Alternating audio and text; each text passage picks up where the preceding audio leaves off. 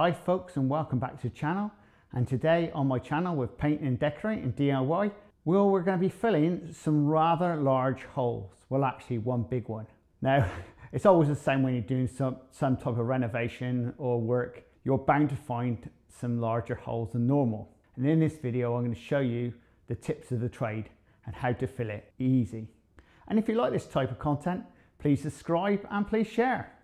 So the tools we want for the job is some filler, a bit of plaster board, or you can actually use cardboard if you want, little basin for mixing your filler, a drill, a couple of screws if you're using screws, and obviously a palette knife.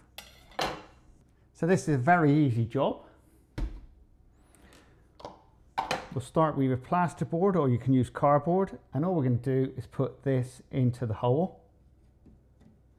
Just place it in through, because you can see this is a really deep hole. Pop that in.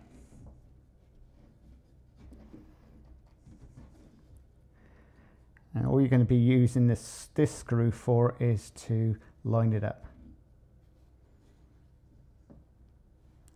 Then get a screw and screw the one into this side, into the plaster board, or you can use cardboard.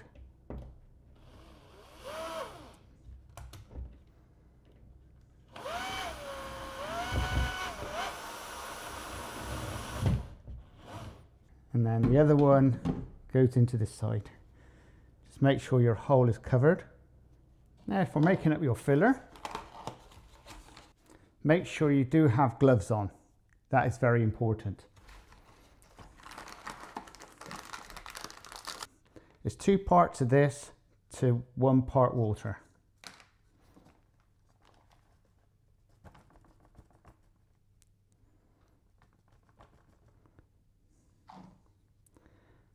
Now we just give this a good mix in, so it's nice and smooth.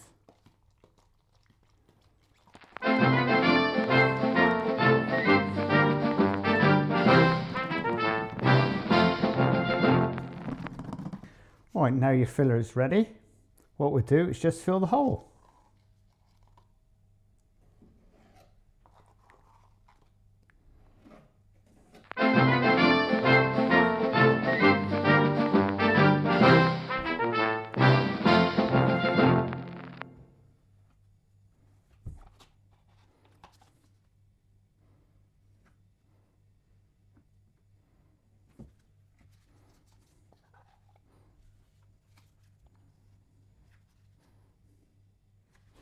So what you're doing is getting it as level as you can.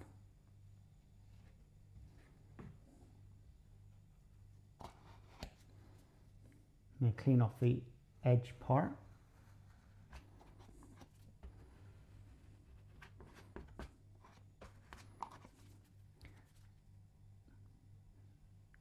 Just level that off nice. Make sure your screws are clear.